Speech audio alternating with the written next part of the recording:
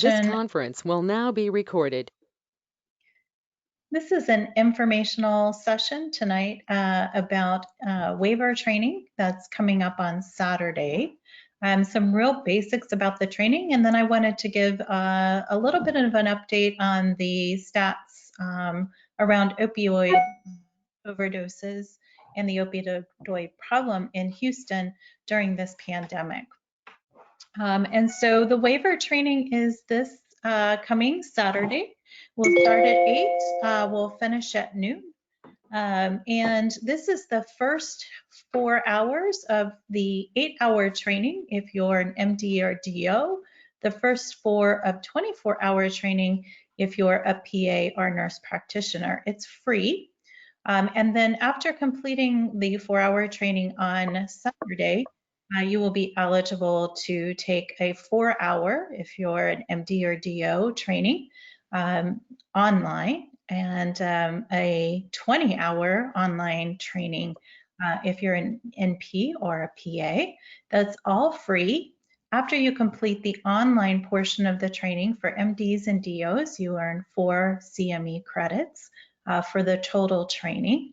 And then you are eligible to apply to the DEA for a waiver on your DEA number. The waiver allows you to prescribe buprenorphine to treat opiate use disorder in your practice.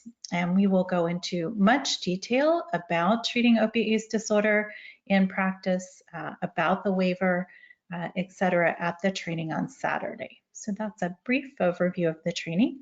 And folks that have questions as we're going through this today, and there'll be ample questions at the end as well, please just jump in, either unmute or put things in the chat. And Mr. Cruz, Jorge, if it's okay with you, if you could monitor chat and just let me know if we have anything there. Absolutely. So a little bit about opioids in Houston and this project. So this project is funded by the CDC through the Harris County Public Health Department. The funding is primarily to improve surveillance around opiate use and other substance use, but primarily opiate use in the community, and also increase access to services in the hopes of decreasing opioid use and opioid overdose morbidity and mortality related to opiate use in our greater Houston community. So what is the current state of opioids in Houston, especially during this pandemic? I'm going to go forward.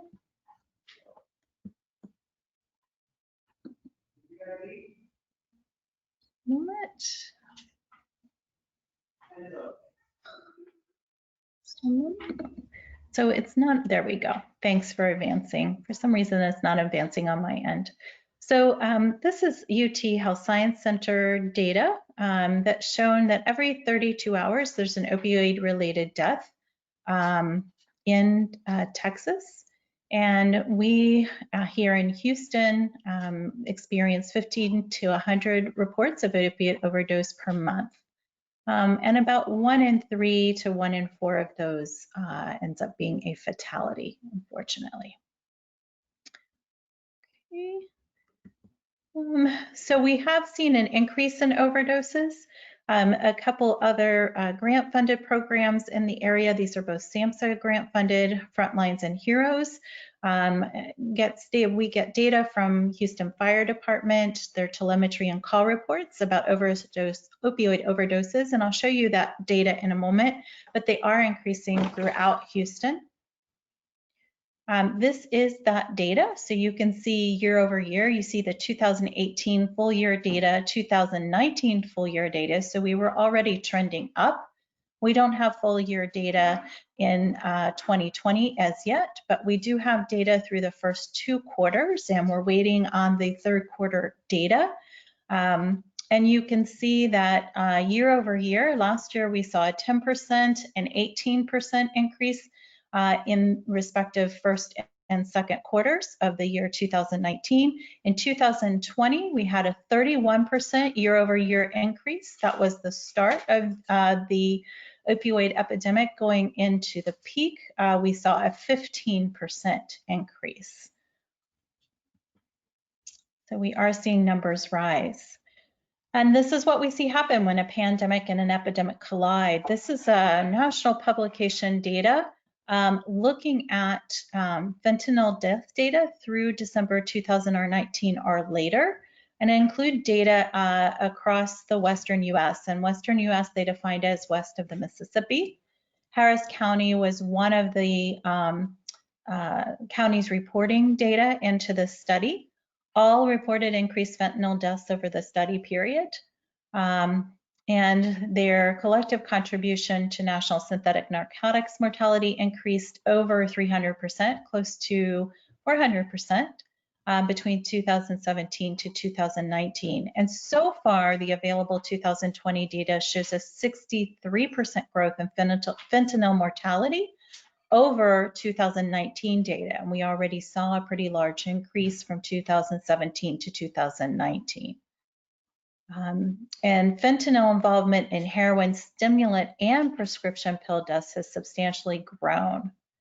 So what we've seen is a widespread westward spread of fentanyl across the nation, including into Texas, and that increases deaths in the short term and is really worsening the already severe opiate epidemic long term.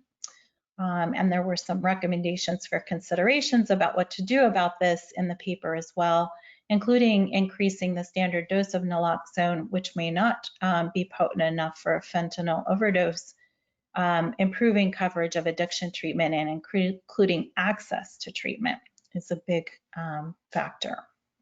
So fentanyl is here.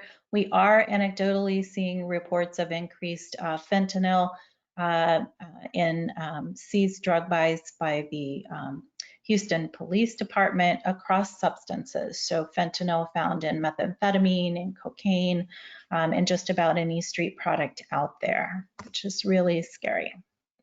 Next slide. Thank you.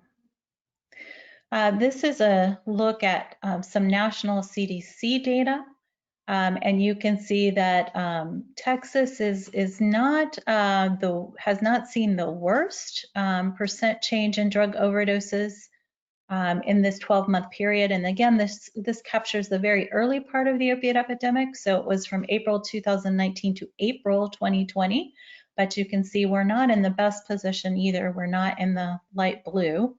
And I pulled a specific date out here. The percent change overall for the US is a 13.2% increase in provisional drug death counts. In Houston, it looks like a 13.8% increase. So we're just beating national average. And again, that's statewide data, not Houston specific. Next slide.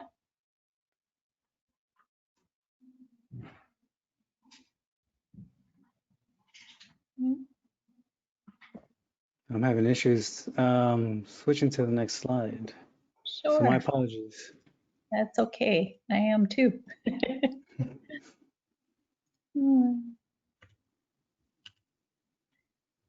Okay, we can do it that way too. So we are seeing an increase in polysubstance use. Again, we're seeing challenges in the drug supply coming across borders by land, at least. And so that's impacting access to other substances. Fentanyl is much more potent. You need much smaller quantities transported in order to get the same amount of effective street product. And so again, we're seeing a lot of substances being cut now with fentanyl. Next slide. This is looking at a bit older data. This is year-to-year data, so we don't have the 2020 data as yet. Probably sometime in January or February we'll get that. And this is the frequency by drug or group of drugs seized in Houston. And you can see that methamphetamine and cocaine are still predominant in Houston, along with marijuana. But we also see the opioids, uncontrolled, and non-opioid pharmaceuticals. Next slide. So polysubstance is really the norm. And of the opioid products we see heroin and fentanyl are predominating now rather than the hydrocodone, oxycodone, the codeine, the pharmaceutical products. So we are seeing a predominantly heroin and fentanyl street market. Next slide. And looking at what pharmaceuticals have been seized, again, this is 2019 full year data. We see that alprazolam, or branded Xanax, is the number one, and then fentanyl, hydrocodone, promethazine, and on down from there. So again, we're seeing fentanyl really come into the market, but lots of different things available. Next slide. We're also seeing increased amounts of Narcan being required to reverse overdoses. So Narcan is the branded version of a naloxone, the opioid receptor blocker that's used to counter opiate overdose. Next slide. We're also seeing an increase in opioid prices due to supply disruption. And next slide. And an increase in relapse. So there's been a marked increase in relapses. It's thought that the relapses are due to stress of the pandemic, the isolation, the disruption of regular routines, lack of support, and most treatment, long-term treatment program, aftercare programs, for example, alumni meetings have switched to all online and virtual. And that's been challenging for people in recovery. Next slide. So there is an increase in requests for treatment in Houston. That's a good thing that people are seeking out services. We still need an increased access to treatment. Next slide. So these are some of the solutions that are ongoing here in Houston. We have the CDC funded Overdose to Action, or OD2A, which is really focused again on improving real-time surveillance of drug use trends in our greater Houston community, Houston and Harris County. OD2A is providing this waiver training quarterly to healthcare clinicians so that we can offer more treatment in our community. Again, a huge bottleneck is access to long-term evidence-based treatment. The gold standard of treatment for opiate use disorder is opiate agonist treatment with either methadone or buprenorphine. Meetings and support groups have adopted to use virtual means to continue their work. And connections to medication-assisted treatment are being made through the jail. The HEROES program does that connecting work and provides bridge therapy between local ECs, where local emergency centers, where folks who've had an overdose are transported to get treatment, get started on maintenance therapy, and then referred to community programs. And then the Texas Clinic, which is one of the methadone clinics in the area. There's the MVP program, which takes stress off of Harris Health ERs and connects inpatient clients. There's another program called Away Home, clients access to quarantine facilities. Again, at the very start of the pandemic, both HEROES, which responds into the community to meet people who have overdosed recently at their home, follow up with them to try to engage them in wanting to enter treatment, and which goes straight into the hospitals using folks that are in recovery to educate clients on opiate overdose prevention and try to link them into care if they're interested in care at that time. Both had suspended field operations at the very start of the pandemic, and both are now out back in the field. There's another grant program called T-Tour that's increasing Narcan distribution sites and education throughout the community. We do have Most of our detox and other treatment facilities are accepting clients, although some at reduced capacity, and particularly over our summer surge, some had to halt new admissions due to outbreaks in residential settings. Jails are participating in opioid overdose education and naloxone distribution programs, OE&Ds. And our Houston Recovery Center Sobering Center is also distributing naloxone and offering education to all their clients. Next slide. And this is just a little bit about the Frontlines program because this is where this data came from. And we've already talked about that. Next slide. I think that wraps us up. Yep. So I just wanted to open it up for questions, comments. Anyone want more information about Saturday's training? It is free. And 4 hours of CME come after completing the online portion, which you'll get a free link for after completing the synchronous online portion. We're not in person anymore. And if you're not able to unmute, you are more than welcome to post something in the chat box, and I'll be monitoring that as well. But you're more than welcome to unmute and ask any questions. We are opening up the dialogue.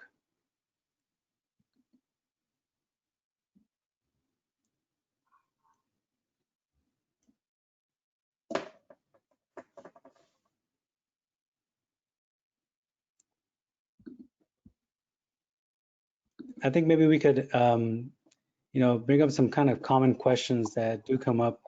And I do want to kind of lay that out for you, see if there's any sort of common questions that you've received as well in the past in regards to the MET training. Is there anything that you feel would be important for anyone on the call to know? Yeah, so one of the questions that often comes up is there any cost to getting the waiver from the DEA? How long does that take? What all is involved? Again, we go into a lot of that detail during the training, but it doesn't cost anything additional. If you've paid for your DEA certification renewal on schedule, there's no additional cost for that second DEA number. It is your existing number with an X and replacing the very first letter. So it's kind of cool. It's an X number. And it's a pretty quick process. So once you complete the 4-hour online portion of the training, you'll get a certificate of completion for the entire 8 hours. You'll get your 4 hours of CME.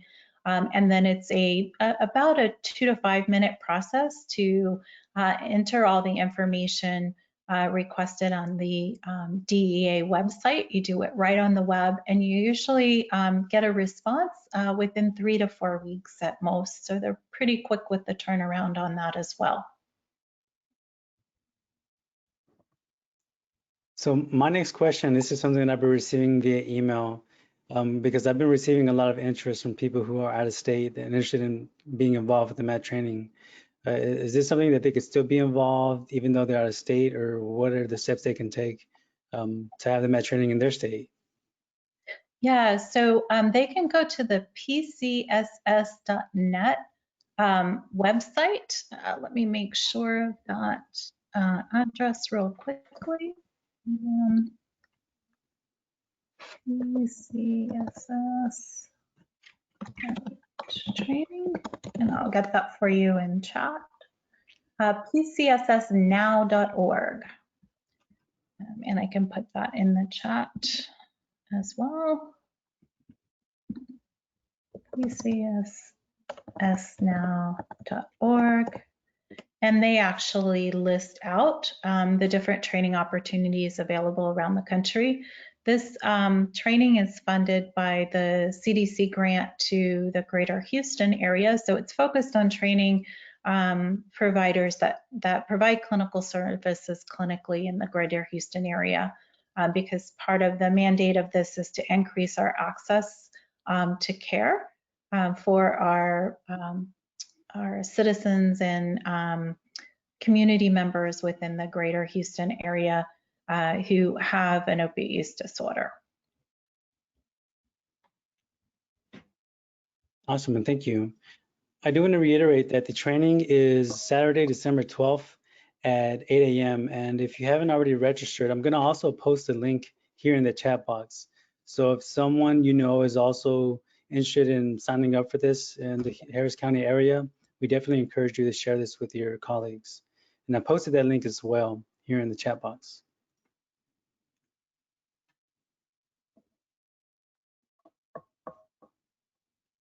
Now I want to open up the dialogue again. If there's any questions from the audience who are on the call right now, feel free to unmute or drop a question in the chat box. If not, I definitely want to open this up for any closing remarks to Dr. Kowalchuk in regards to the med training.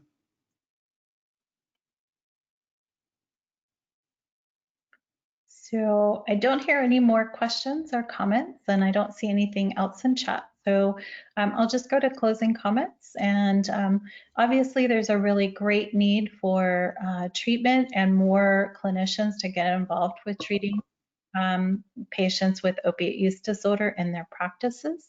The DEA waiver for your first year allows you to carry 30 patients that you're prescribing buprenorphine to for the treatment of their opiate use disorder at any given time during that first year. So it's naturally built into the system that you won't be overwhelmed with patients. And then at that point, you can choose if you'd like to increase your census to 100 patients by giving notice to the DEA that you've reached your 30 patient limit and would like to go beyond that. You can't go beyond 100 patients until after that first year, after the second year, actually, being at 100, and then you can go up to 275 max. So again, it's something, the other question that I get sometimes is, if I do this, my practice will just be flooded with patients with opiate use disorder, and I want to treat those within my practice that may already have that disorder and help out the community, my surrounding community, by taking care of my, patients that might come to my practice for other things, but I don't want to be a practice that's focused on opiate use disorder only. And that's really not possible with this waiver program. So I just want to provide a little reassurance that way. And then we do have, as part of this program, Dr. Spooner, Dr. Kiara Spooner also works with me at Baylor College of Medicine, and she and I are available to help you get started with this work in your practice once you do get your waiver. So it's not just a come to the training and that's it. We can provide a lot of support, and I've been treating folks with opiate use disorder with buprenorphine in my practice since 2008, so about 12 years now. And that's all I have. I hope to see folks on Saturday. Thank you so much, Dr. Kowalchuk, for your time on this. And also thank you to those who are on the call today. I am posting another link to our website, doctorsforchange.org. And we're going to be, we recorded this session here, and we're also going to upload it. So if you had to step away from your phone or from your device, we have the Q&A session recorded, and it'll be published here soon. So thank you all again, and thank you, Dr. Kowalchuk, for being here and providing us information and opportunity for the MedBrev training. Thank you.